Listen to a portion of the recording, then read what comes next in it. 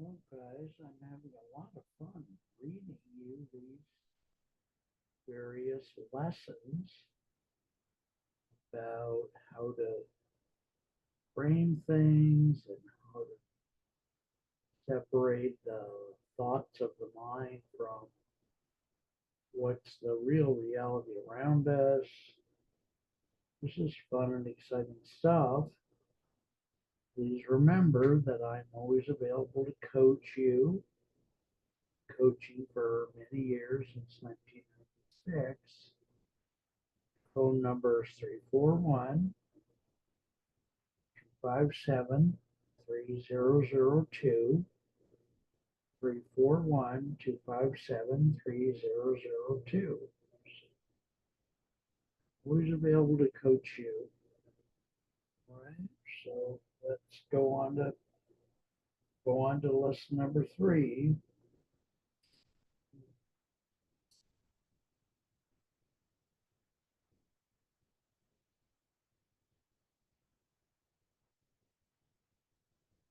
Okay, I'm gonna go find the right place to read it from. Go. Good. Oh, it is fun. These are quite good. I like these. Okay, here's number 3. The power of one thing at a time. And each lesson, like lesson 3, has 5 parts, as you probably have already come to realize. Part 1 is called the lesson. Our attention is one of the most valuable resources we have.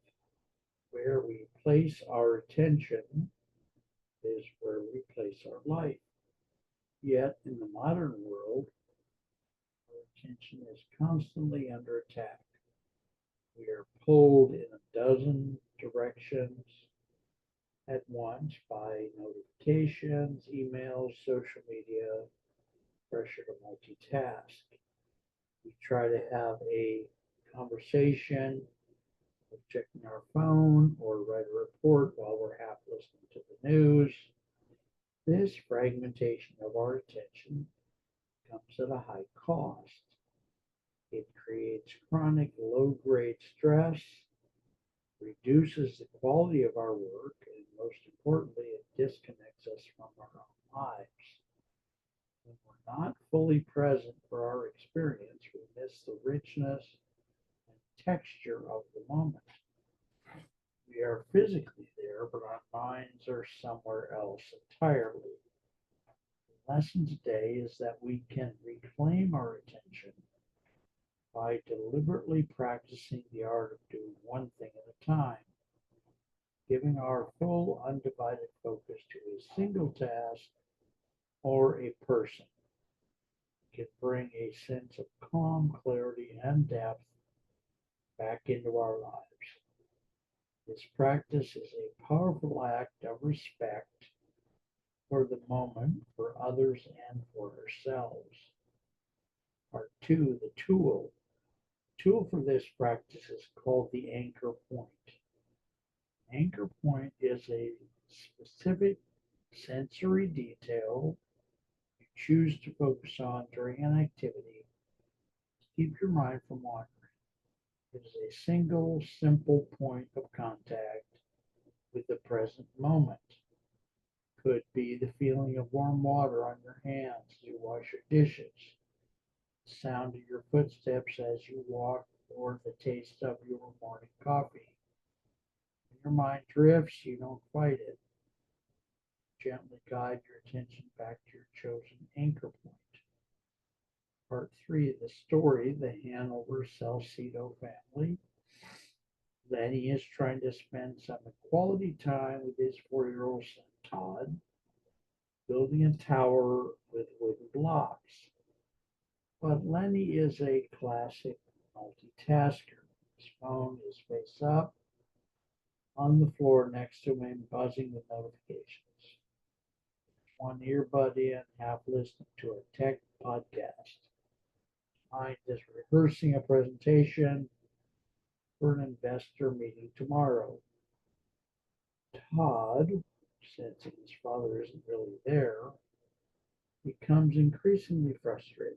Finally, he lets out a cry, swats the half-built tower, and runs into his room.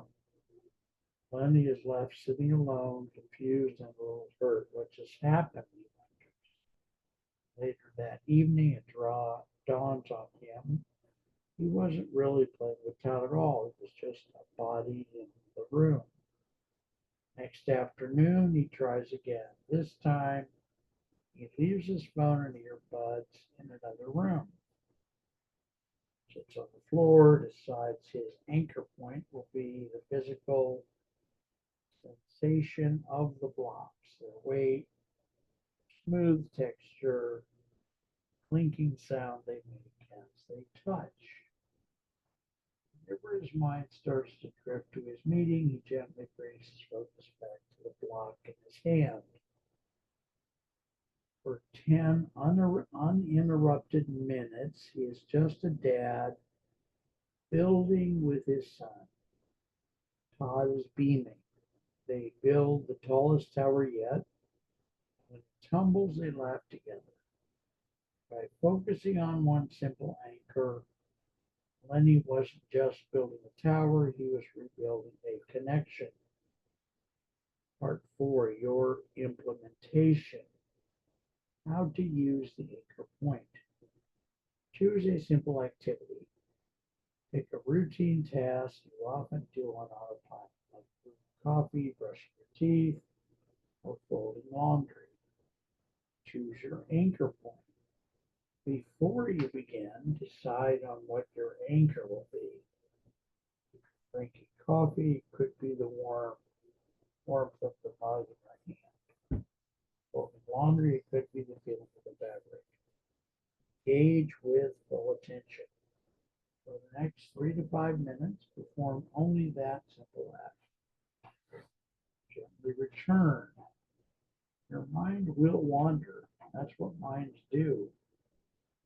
Notice it has drifted. Don't judge or criticize yourself.